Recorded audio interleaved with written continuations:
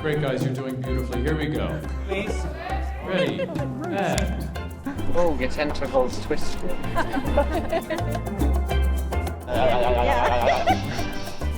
Gotta get some air. Also get a little workout. It's leg day.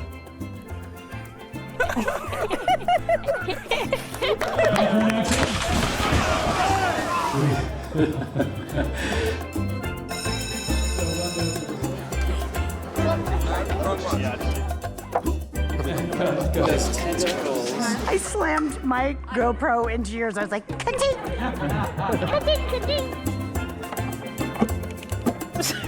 Can't do it. Hello, I've been trying to reach you about your car's extended warranty. Yes. Go! Go! Go!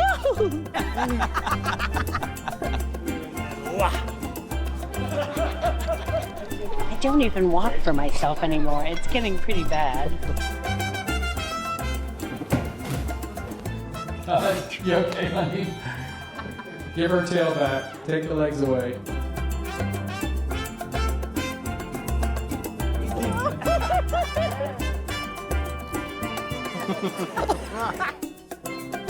I'll just do that again for you.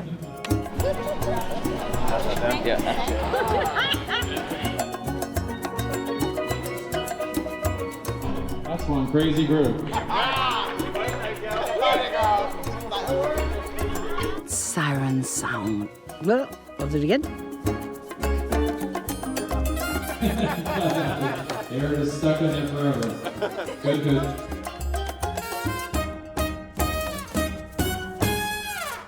That was tight. I think when we think about The Little Mermaid, you think about Ariel with Flounder and with Scuttle and Sebastian. Well, we have to do something before Prince Eric ends up with that slimy squid. We wanted them to have real feelings and relationships. You idiot. You know, we've discussed this. I don't like it when you call me an idiot. It's this little motley crew. You know, they're doing everything they can to get Ariel and Eric together. Flounder told me the whole story. Has Ariel killed the prince yet? No, not killed, kissed. You bird brain. Rob would often encourage me to like ad-lib and like do improv. It's like a really playful environment where we were cracking up. Guess what I went deep diving for? Your love and your validity. I love you, Sebastian, and I want to get married to you, and I want to do it in Vegas, and I want my family to be there as witnesses.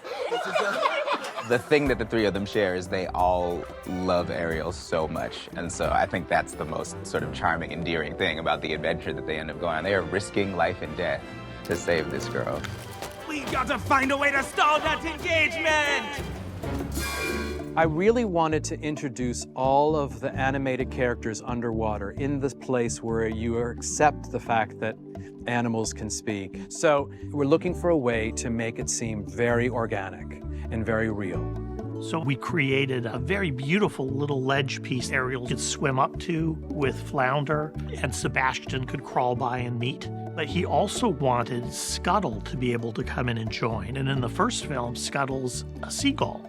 And seagulls really can't go underwater. And so our Scuttle is a gannet that is in the same wonderful white and black coloring, is still scatterbrained and the feathers all askew, and she can fold up like a missile and dive into the water. Ariel! Hey kid, how you doing? Don't mind me, I was just grabbing a snack. The idea was that we meet Scuttle underwater because one of the things we changed from the original Disney film is that Ariel has never been to the surface. I wanted to raise the stakes of the moment she first goes up.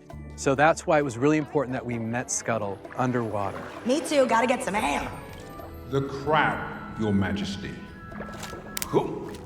So what we did is we worked from a crab. There actually are red crabs, because I thought, does that only happen when you boil them and put them in butter? But then you realize, oh no, there are red crabs. In fact, there's a Cuban red crab that we actually based it off of.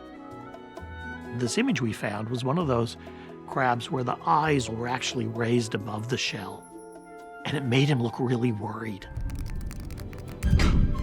Oh, no, no, no. When you really come to care about this character of Sebastian, he brings such joy and such fun and such humor to the part. Humans? Who say anything about humans? Down here, how would they breathe? Chill out, Triton, man. Now, flounder, what's interesting is flounder, this isn't really a flounder. Flounders are maybe the ugliest fish I've ever seen in my life. They're flat and have one eye. They look like that. Like one eye like this, and they swim like, it's just, I couldn't do it. Flounder has a really broad face, and the first thing I tried to do was find the fish that influenced the animators, and found the damselfish, and I just fell in love. From the side view, it had the same silhouette as Flounder from the movie, kind of adjusted the eyes a little bit, made this fin like into a little colic that made him look like this young boy. You okay, Flounder? Sure. I mean, I've seen bigger sharks. You can't back down. You gotta show 'em who's in charge. Alan Menken and Lin-Manuel Miranda have written new songs for this film. I will tell you that Scuttlebutt, in the hands of Awkwafina, it's so fabulous. Thank you, Alan, for that. Stunning. Well, when you're creating a reinterpretation of an animated movie for the live-action world, you need both the nostalgic and the fresh. Alan is the classic, Lin-Manuel is the fresh.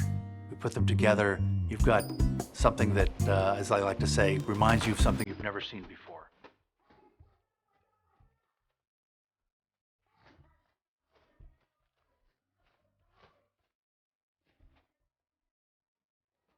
John DeLuca came up with the title, which is the best title. I said, oh my God, John, that's just genius. I said, I love the word scuttlebutt. We need a song called Scuttlebutt. And I remember Lynn going, I remember his first scuttlebutt. You know when humans dress all nice like they're penguins, throw rice for the pigeons, they're trying to blow up the pigeons, but those are just urban legends. I know a lot of really fat pigeons. I see a lyric like that, and I just go, how does Lynn do it? And it was one of those, you know, accidental art, right? I wrote some sort of Caribbean kind of, and he literally rapped over it. And then I took that and chopped it up into kind of asymmetrical loops, because nothing about Scuttle's brain is symmetrical. I wanted to, you know, the lyrics to spill over the line, not rhyme where you think they were.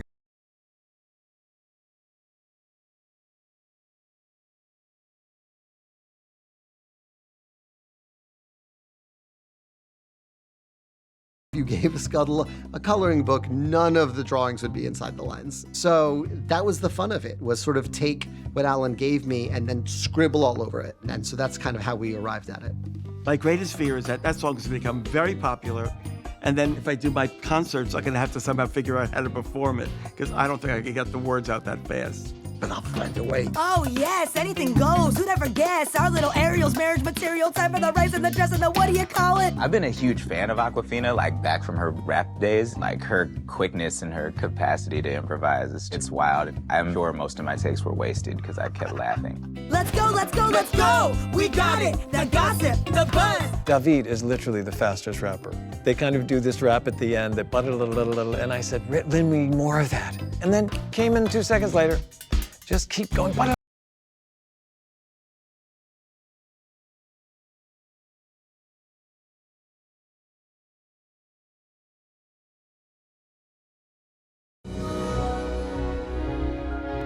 The original Little Mermaid has always been one of my favorites ever since I was young. Every time I think about it, I get chills, my heart starts beating fast, because I think of the moment when I was a little girl and I was watching her and just resonating with the feeling of having this passion for this other world, this need, this gumption for something else. When I started working on the film in the summer of 1985, absolutely had no idea what this film was going to be like, the impact that it was going to have. When you think about that we would be sitting here 34 years later talking about this, I mean, that absolutely blows my mind. I want to be where the people are. I want to see them dancing, walking around on those, what do you call them? Oh, feet.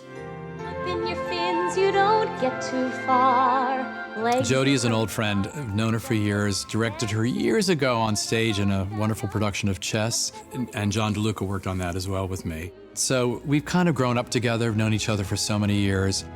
When I found out that they were going to be doing our movie, of course, I reached out, huge congratulations. Rob emailed back and said, "You're going to be part of this." We offered her a cameo, and she couldn't have been more excited, like right away. And more positive, not only to do a cameo, but positive that Halle Bailey was playing her part. We were looking for something simple, something elegant for her to do, but something meaningful as well. For Ariel's first day out into the real world, we created a market. It's sort of a multicultural port island. Alan's character of Sebastian helped us locate the film there. But we wanted to give it a little bit more because you wanted to see how Ariel is interacting with things for the first time. Animals and people and items and color and dance and the world of humans. And do a real sort of like montage of her experiences. It's all seen from her perspective, like a child. Oh, I think you'll be needing this. I just think that symbol of handing her a fork, it had a lot of meaning.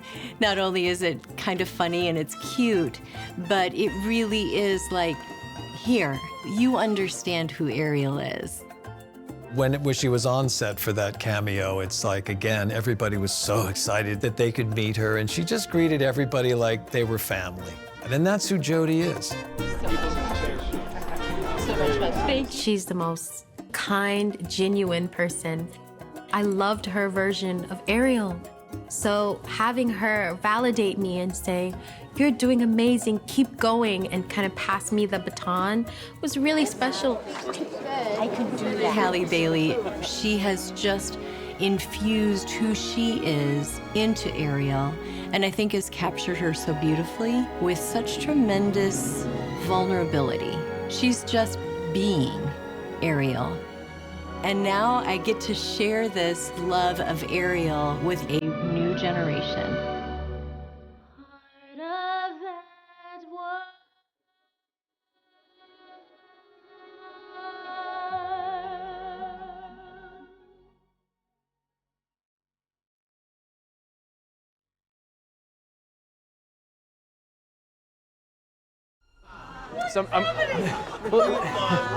Can everybody see? Where's Halle? Come here, darling. Come here, guys. I'm going to sort of walk you through different bits and pieces of it. So I want you to get a feeling for what the film will ultimately look like and be and feel. Just a little of that so you get a sense. John and I have done a few films in our life, but this is the most complicated film we've ever done because of the layers and how it has to be done. And we're using a lot of new technique and new technology. We're right at the cutting edge with the greatest technicians in the world. No one's ever done something like this. When you say Little Mermaid to anybody, it means so much to people. And so our goal is to protect the beauty of what it is and what it was, but also then reinvent it, reimagine it so that it comes to life in a live-action way. I thought to myself, how do you create an underwater musical? I mean, it's impossible. How do you do it?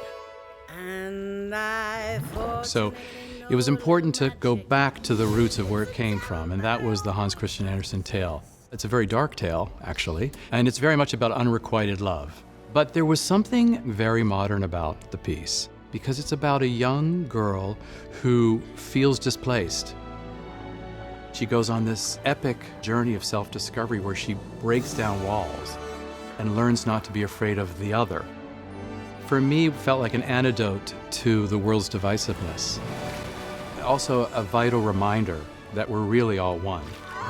Hans Christian Andersen saw that chasm. She's a sea creature.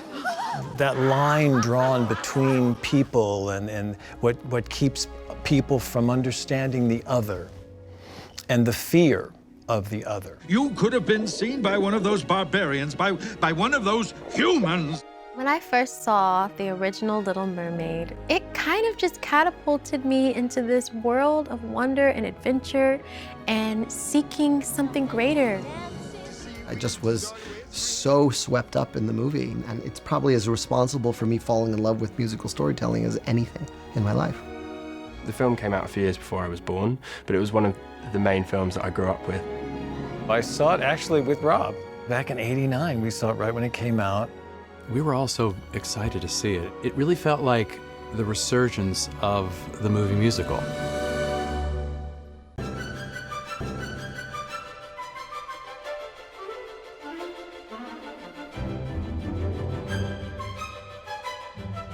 Aha! All right. Let me see. Let me see it. This is a total dream cast. The only reason to do it, as I said before, was to tell this beautiful story with this group of actors. There is no movie without you.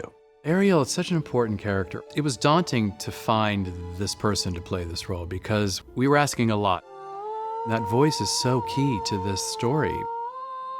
The character has to have a great deal of passion and courage and wisdom and sort of a vulnerability and a naivete as well. John and I were watching the Grammys. We saw Halle and we thought, wait a minute, wow. We saw this girl singing, and she just had this otherworldly quality. I never imagined in a million years that I would get this chance to audition for her. I was just so nervous but excited and ready to go. I had prepared and I was like, okay, I'm just gonna audition and I'm probably never gonna hear back, but that's okay because I'm gonna give it my all. And so she came in and read for us and sang for us. When she sang Part of Your World, I cried. And I just thought, wait, this is the first person we saw for the role. Have we found Ariel? It was really Halle. She set the bar and no one ever surpassed it. And Rob Marshall called me. I answered and I said, hello, and he goes, Ariel? And I was like, what? I hope that the actor comes and claims the role and says, this is mine. And that's what happened with Halle, and that's what happened with Melissa, and everybody, actually. I've always loved the water since I was young, but there's something about having the wave machine going and the rain and lightning like you're in a storm. It really feels like you're in the middle of the ocean. And I'm grateful for that because I was able to connect to Ariel in that way and really feel like I was a mermaid in the water. Who are you? I guess I never thought I would get to play such a wildly iconic villain. She's so dishy and conniving, and yet I always feel for her because I kind of think she was the outcast. She's been made to be bad. Melissa brings such nuance, such depth, such pain to it, as well as humor and the wild sensibility of the character. She's already in love with the human world, and now she found her soulmate. Oh. Casting is one of the most important parts of a film, obviously, because they have to bring your vision to life. I always look for great actors first, because without that, you don't have a story. There's nothing to believe in, nothing to follow, nothing to be connected to as you watch a film. I have to say I was so lucky with this cast. It's such great, creative people. It was invaluable for Rob and myself to be able to have that.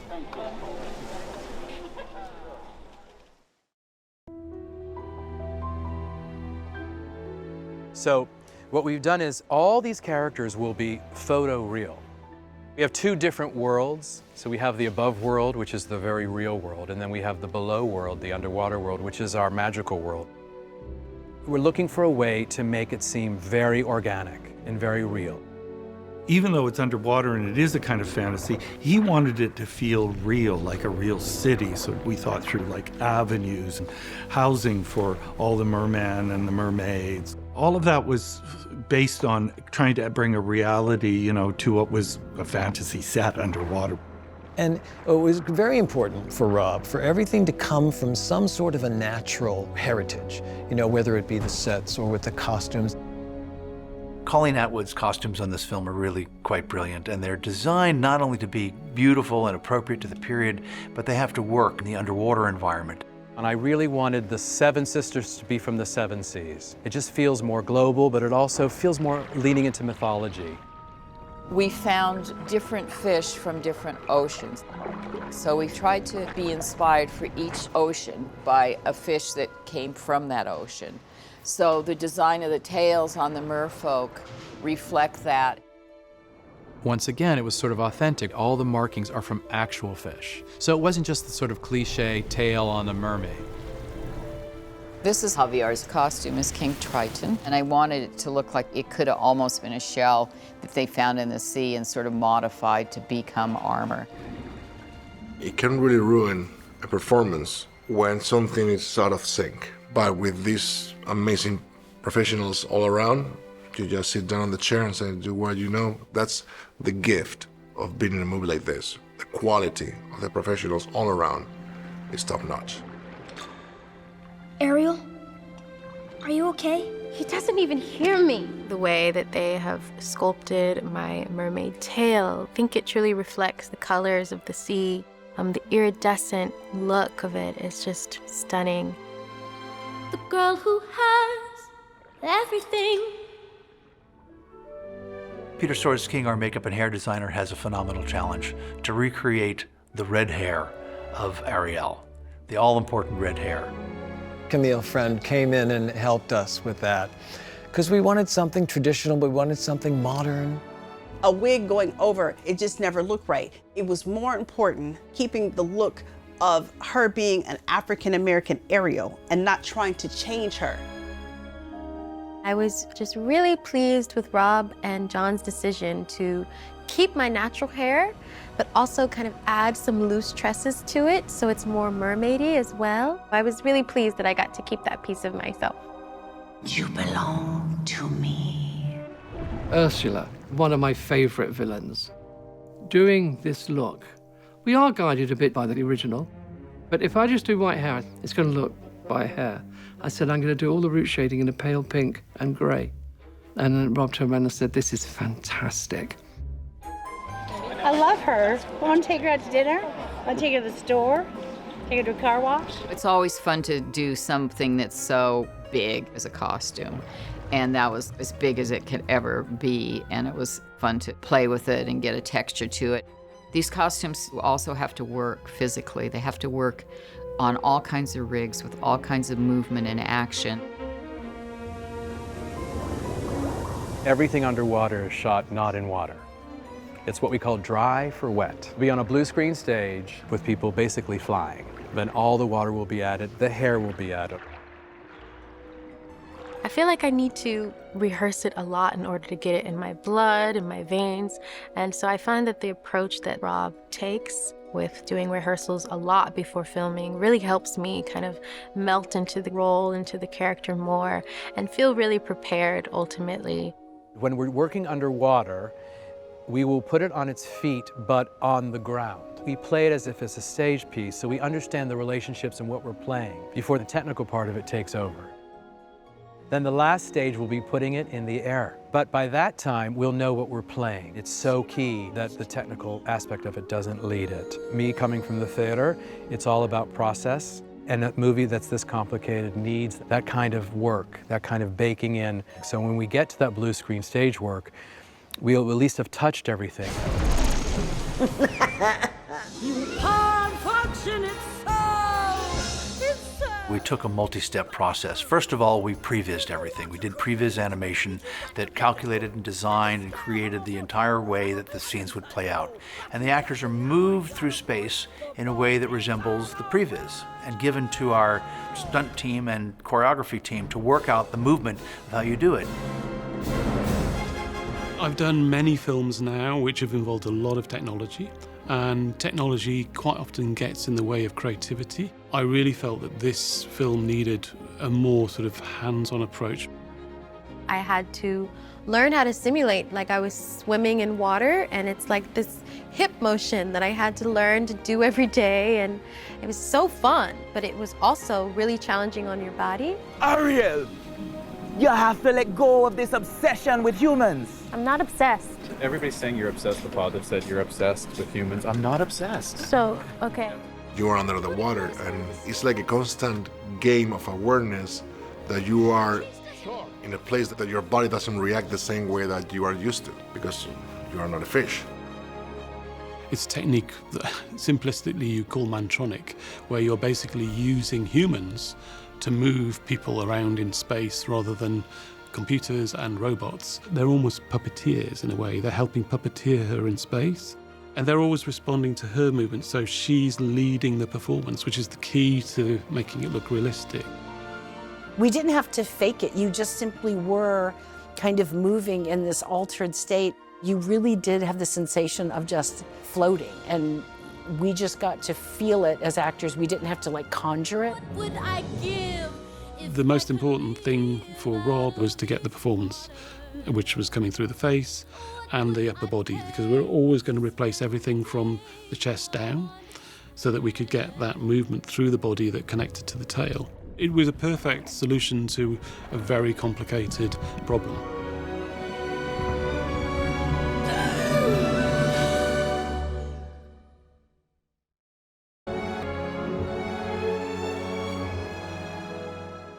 I wanted to create those two different worlds.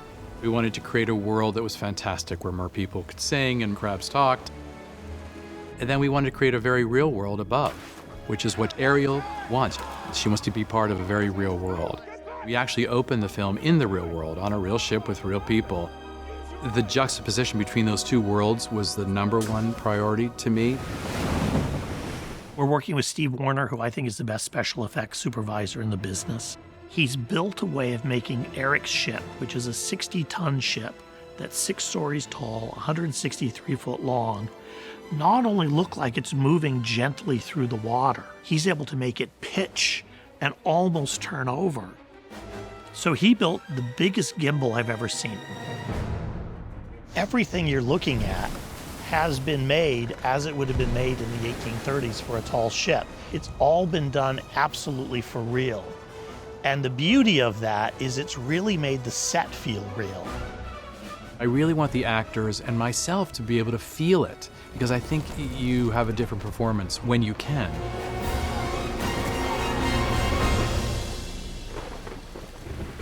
We are in the castle from The Little Mermaid.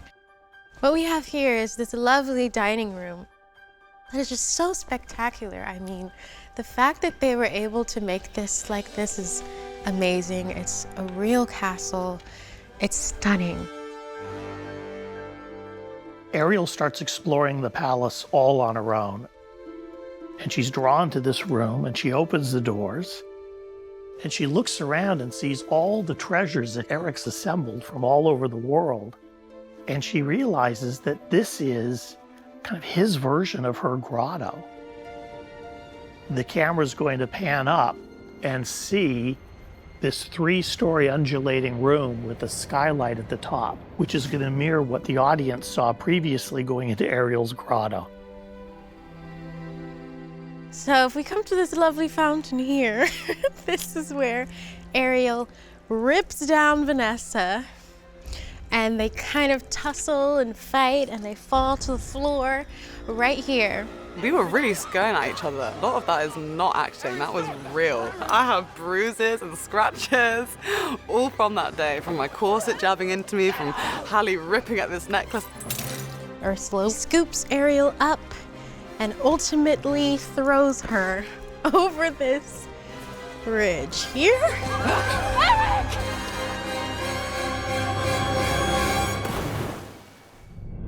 The exteriors for The Little Mermaid are all being shot in Sardinia. We know that the whole story of The Little Mermaid is really the story of where the water meets land, where the merfolk meet humankind. We were looking for something that had some rocks and some cliffs and some drama. And Sardinia is very rustic in its terrain and how the beaches meet the sea, which are beautiful and frightening at the same time. So we needed that because this is very much about these two worlds crashing up against each other. Okay, let's try that again. Halle, now you're going to move his head. Maybe you go back and forth, maybe you go that way.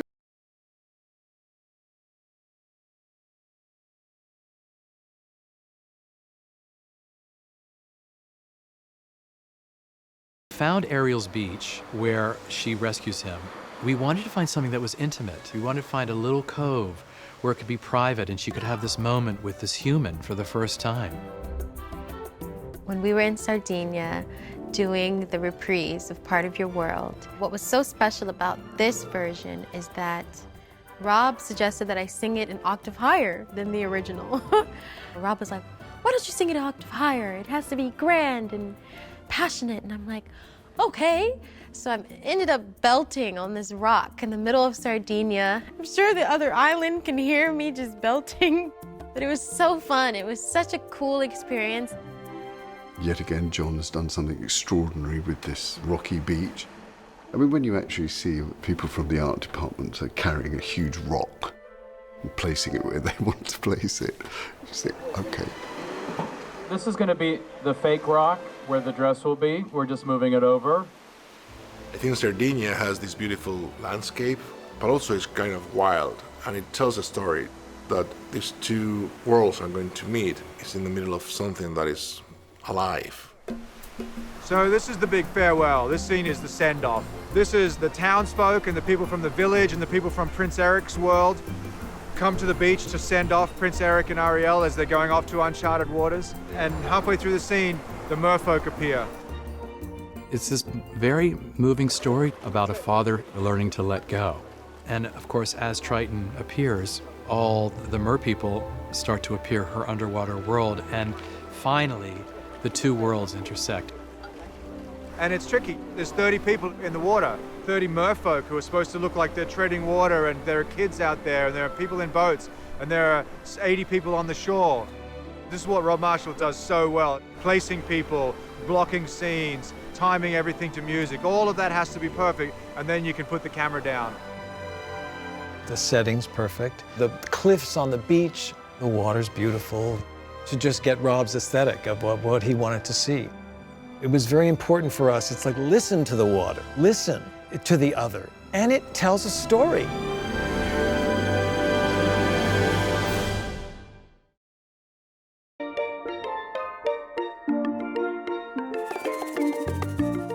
I think the acceptance of movie musicals all began with the original 1989 animated film. It really ushered in a whole, generation of animated musicals. The iconic songs never die. They kind of become a part of your life. The second you hear the first notes of it, you know the whole song. Songs that Alan Menken and Howard Ashman wrote advanced the plot, advanced character. They were instrumental in making Little Mermaid sing. Howard Ashman, you see his genius and also in Beauty and the Beast, and you see it in Aladdin. You see what he was able to accomplish in his much too short life. Howard had this unbelievable ability to bring the contemporary inner life of a modern person into fairy tale characters. Wish I could be part of that world. You need to fall in love with that character, and then you need to root for them until the end of the show. And that's why part of your world has survived and has lived on for all these decades, is because it's a perfect story song. Howard's lyrics, to me, they're the gold standard of character lyric writing, and how part of your world, maybe the greatest Disney I Want song ever written, and it's so conversational. What's a fire and why does it, what's the word, burn? That's incredible writing, and it always feels like it's character first, and to me that was like always kind of the bar anyone's trying to reach as a lyricist. Of course, Part of Your World is a very difficult song to sing, especially in the way that Rob wanted it, showing how desperate and passionate she is.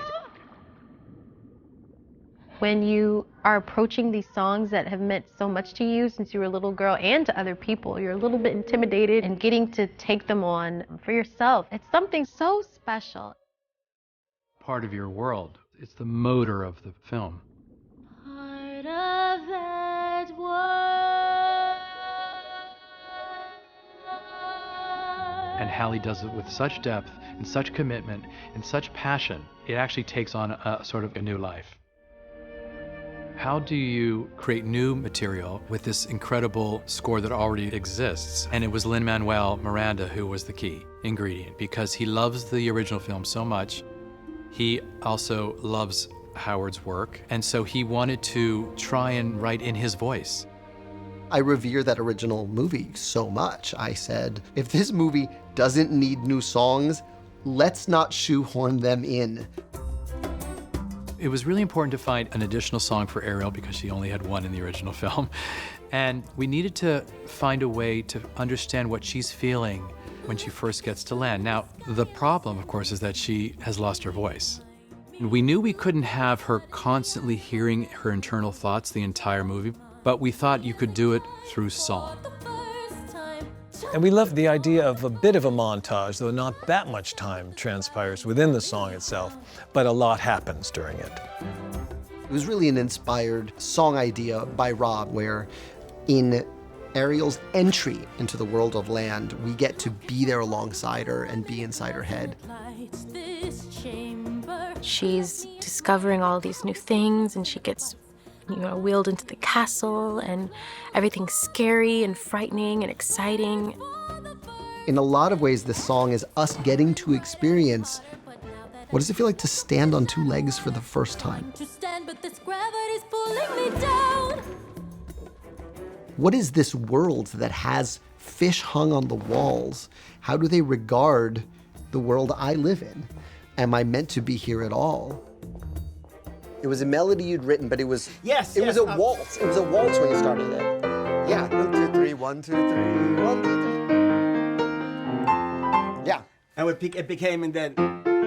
Yeah, and then I said, what if you slow it down and dance halled it?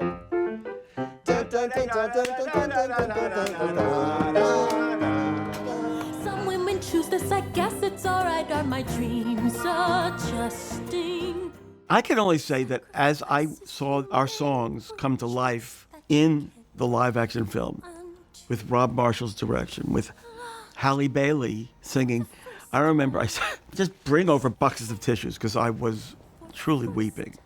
But yeah, part of that is also going, I wish Howard was here to see this because it's so iconic and it's so beautiful. And it's so wonderful to see it reinvented with this Ariel in this context. It just fills my heart.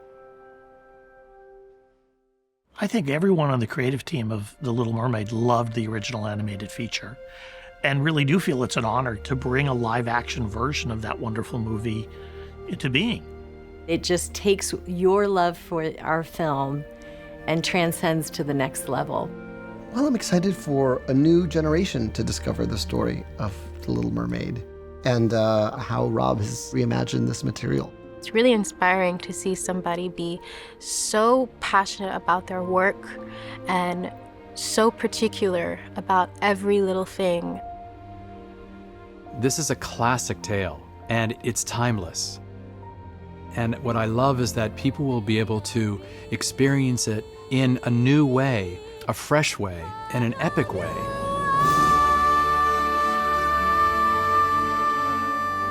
What a great time to tell a tale like this. I think Rob and this cast and the world that Rob created, it is this beautiful tapestry of who the world is. So many kids that don't see themselves represented seeing Halle be that Little Mermaid, and we're showing it. I think we're gonna feel that for a long time. Now, we're getting to kind of have a take on this new version of what it means to be a Disney princess, and knowing that they can come in all different shapes and colors. And I just know that in my heart, my 5-year-old little self, if she could have seen me now, I think she would just be blown away. And that's made me cry.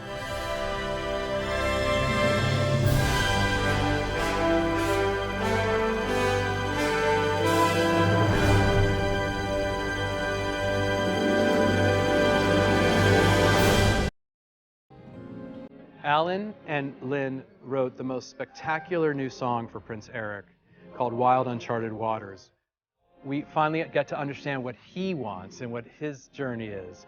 And I will say, honestly, Alan, it's a spectacular song. It's exciting to have a musical voice for the first time for Prince Eric. While our director, Rob, and our writer, David Magee, had great instincts about moments that could use new music and new songs, they are moments that are inherent in the story. They bring out new dimensions to our characters. They are moments so specific that everyone can relate to it. It's an I want song.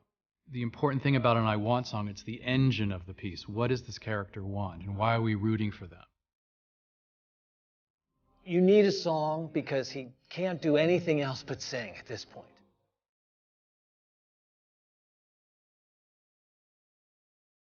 Ballads are the scariest because how many ways can you express falling in love? See, they're my comfort zone. Yeah, they're your happy place. They're the scariest thing for me. Here we go. Ready? Eric is compassionate and adventurous. When we meet him, I think he's also drawn to the unknown and what's out there, and not just what's in front of him. He's heard this voice, this beautiful angel that saved him. And he'll go to any lengths to find her, and that's his passion. He can't get the melody she sang out of his head. That's all he has to go on, with the conviction that only comes with the truly young and in love.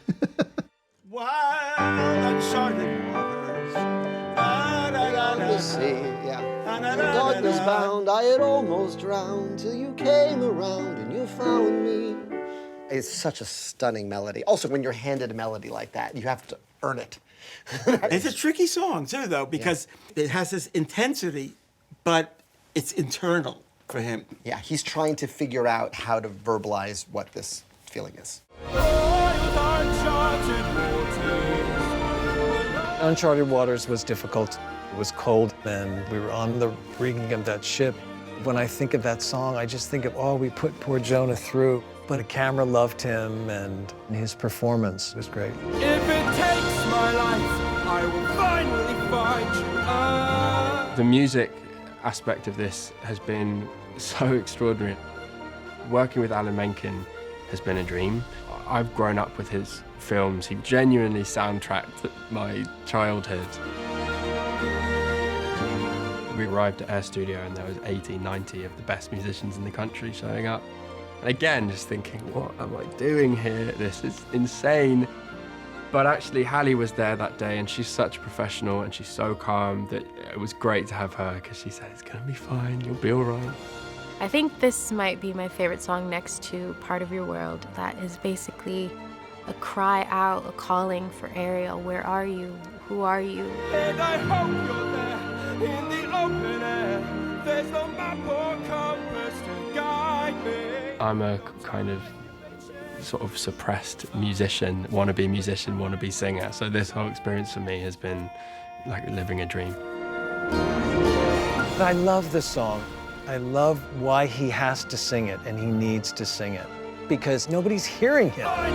This is something that can't just be said in a sentence. We felt it needed to be said in a song. He felt deeply inside, and that's the most important thing.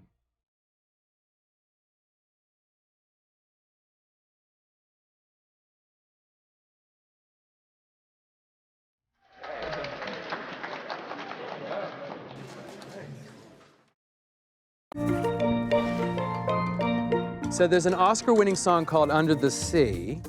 It's our biggest production number in the film. It's such a complicated thing to do in a live-action film because you're trying to create a world without using animated characters. So how do you make that work? In the original animated movie, the song was designed to have this splash of animation magic. There's a lot of anthropomorphic stuff that happens in that original Under the Sea. There's a fish that looks like an opera singer. There's a fish with a saxophone around its neck. There's lots of stuff that you kind of can't do in this version. I think that was my first question to Rob, was like, how are you gonna do Under the Sea? And Rob's answer was, it's a carnival.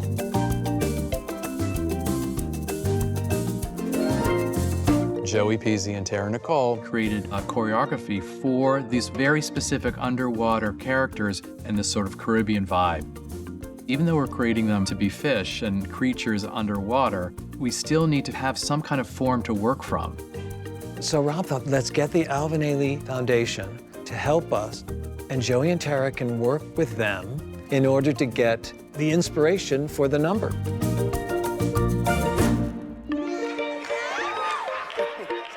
Rob's approach to this was unlike anything I have ever witnessed before. So what we're doing is just capturing all of your beautiful work. I just remember walking in the first day of rehearsal and everyone is rehearsing for Under the Sea. The dancers help embody the movements of these fish so that they could move in ways that would be beautiful. And that, to me, blew my whole mind. Seeing the way that they move, the way that they dance, That is so inspiring to see their bodies move together and the pictures that they make. It's just absolutely stunning. It was a beautiful process with them. They were really at the top of their game. Instead of just animating and kind of choreographing it themselves, they're actually taking a real person's quality of dance. And you can definitely tell the difference in doing that. There's like seahorses, turtles, mimic octopuses, gurnards, all sorts of things. And we're trying to emulate how those creatures would move under the sea and then how they might morph into different semi-human, semi-creatures in a more choreographic sense. I remember seeing the beautiful women. They had these long skirts on that I think mirrored jellyfish. And then some of them had like seaweed extensions. So this, to me, it's just the fish coming in like this, and then you'll see, boom, taking her into this beautiful space. We rehearsed like a musical for a month, along with the camera team, like sort of mapping out like what feels good for you to do, attaching the motion to your body. And mind you, it's not my body. I'm not even in the thing. I'm just a voice. But there were puppeteers there with little crabs on a stick. So everything was very incredibly organic process to do this crazy backflip of a thing. We just had multiple cameras filming all of the performances from different angles at the same time. Our CGI artists then worked with that beautiful material of this incredible foundation dancing and created this huge production number. It was literally step by step. It started with storyboards, then went into sort of a previs, and then CGI. When people see this musical number, they might think we've invented these creatures, but these are all based on real creatures. And she's in the middle of this beautiful world. It's like an umbrella, but it's not. She's holding onto a jellyfish. Rob Marshall pulls from all of his different experiences. He can speak into this number in ways that most directors can't because they are not dancers. If you tuck, that would help. He's the only person I know on this planet that could do this film. Ta-da-da.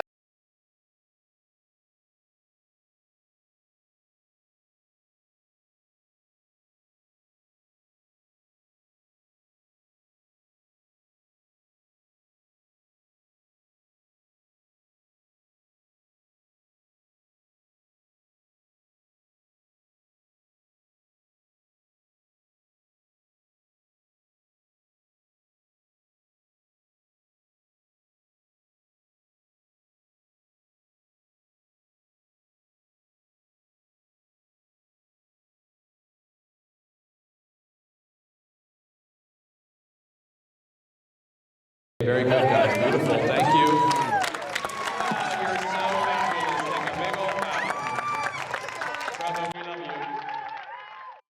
There you see her, sitting there across the way. She don't got a lot to say, but there's something about her.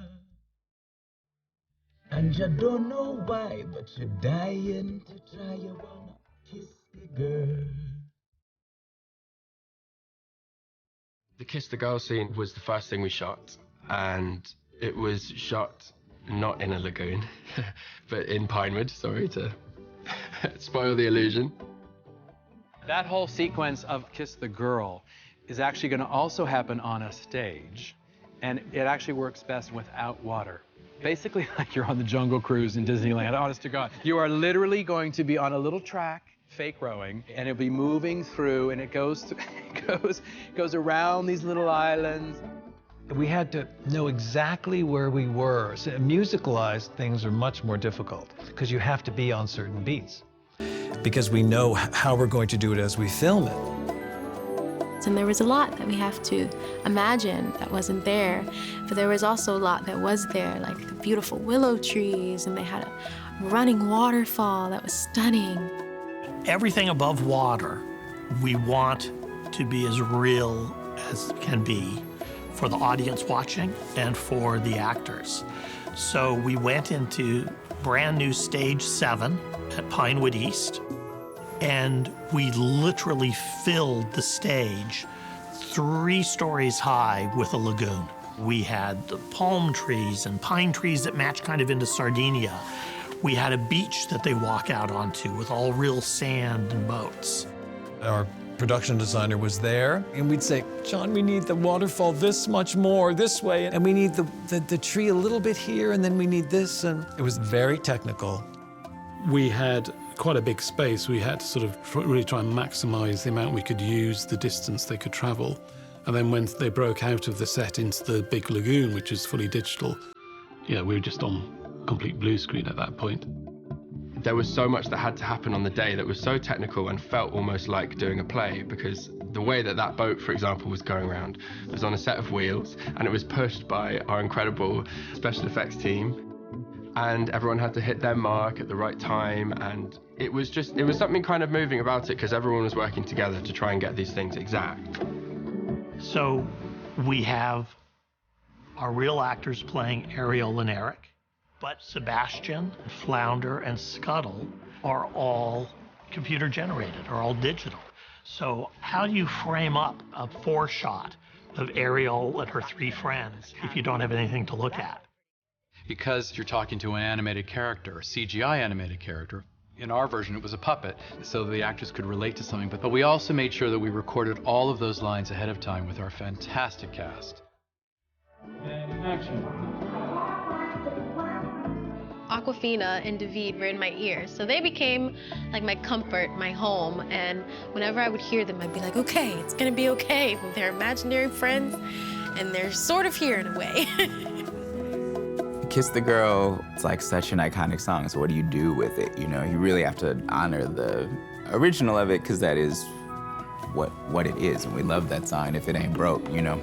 But the arrangement, I think, on this one is really lovely, and I think also a chance for, like, the 3 fools to really be fools. He's gonna miss the girl! Pull it back, Scuttle, pull it back. Kiss the Girl, you know, it involves everybody. I think when we were all in the studio together, it was just like a really cool day. I think it's time for a little vocal romantic stimulation. Wow, chicka, wow, wow, chicka, wow, wow, wow, wow, wow, wow. I was off on that one. Wow, wow, let me find it. Wow, wow. You finished? Yeah, yes. You're all out of your mind. These songs are sacred texts to me. Like, they are the reason I signed on to do it. And I just think, you know, Rob did such a lovely job of bringing them to life. And 80% of directing is casting. And he just cast these wonderful voices that bring those songs to life in a whole new way. In our version, Ariel doesn't know she needs to kiss the prince. That's been a trick of Ursula's. So it becomes their mission. It becomes more of a trio. It's this motley crew trying to, like, you know, figure out how they stage manage this and how they get the 2 of them together. It's very sweet. Sha-la-la-la-la-la, ain't that sad? Ain't it a shame? Too bad it gotta be the girl. I love Scuttle as much as I love you. I tend to use music as a vocabulary. I want to go to familiar places and build from a familiar base. The choice of using that style or that music helps define the moment and define the character. And I think that helps make the songs really accessible and memorable for people. Sha-la-la-la-la, the music play. Do what the music You might not have listened to it in 30 years, and it's still in your head. It's just a beautiful song, and then what we ended up with is something that I'm incredibly proud Go of. on and kiss the girl.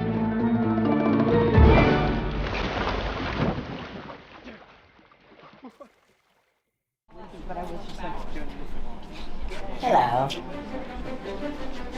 I was first talking to Rob about The Little Mermaid. I said, it is the one that I've watched, I don't know, 500 times. How's that even possible? I used to be a nanny in New York when it was out, and the little girls I watched every night, they got to watch like part of a movie before bed, and it was Little Mermaid for like a year and a half.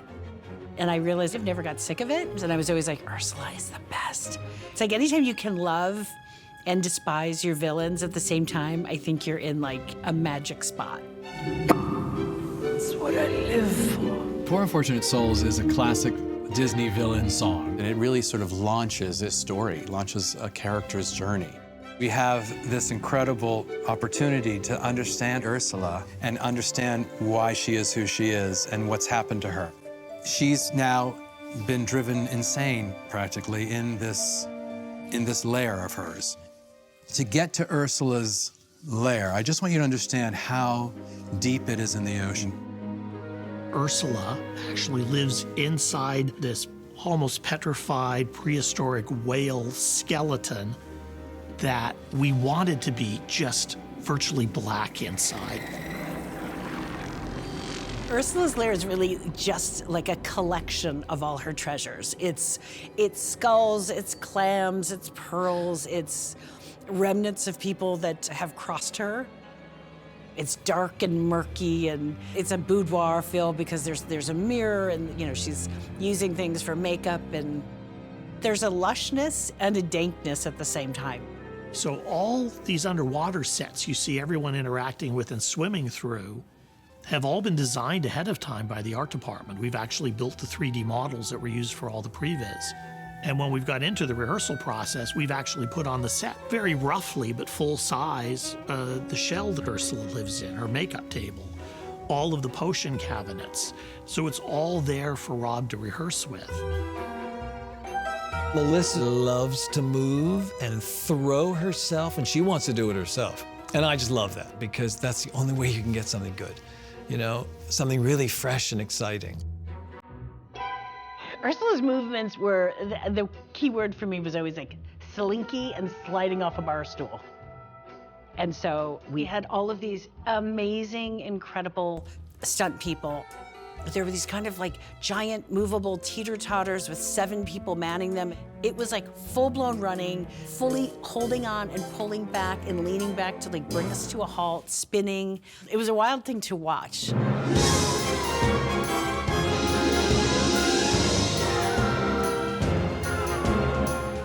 But there's something really kind of wonderful on the spin to be like, ah! Like, it's so insane.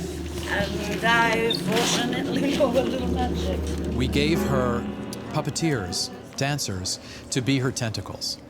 So she would know her size, where the reach of her tentacles were, and how they could work with her in the number.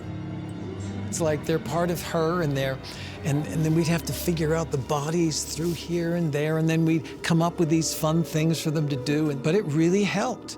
Every time I would dance from the waist up, I had these 8 amazing dancers, and each one had a tentacle. So like when I would do things, they really would come up and like, coif my hair or something. It was incredible. And you belong to me. It was so exciting to work with Melissa on this. She really was looking to do something different than she's ever done before. She'd never sung in a film. I think she surprised herself, actually, that she could sing that well. Getting to sing Poor Unfortunate Souls, I mean, it is a fever dream. I went to rehearsals for months and months, and I wanted to do that music and the character proud. Oh, there it is. I got it. Ursula just would have been the greatest lounge act. Like, she should be just like slinked over a bar and like, singing into the wee hours. It's that Brecht and German cabaret, and her going, I admit that in the past I've been a nasty. You're just accentuating that personality. And I fortunately know a little magic. It was great that it was so terrifying and so exciting at the same time. There was a moment when Alan and Lynn popped in, and it was like an early rehearsal, but they were like, do you want us to sit in on your rehearsal? And I was like, I do not.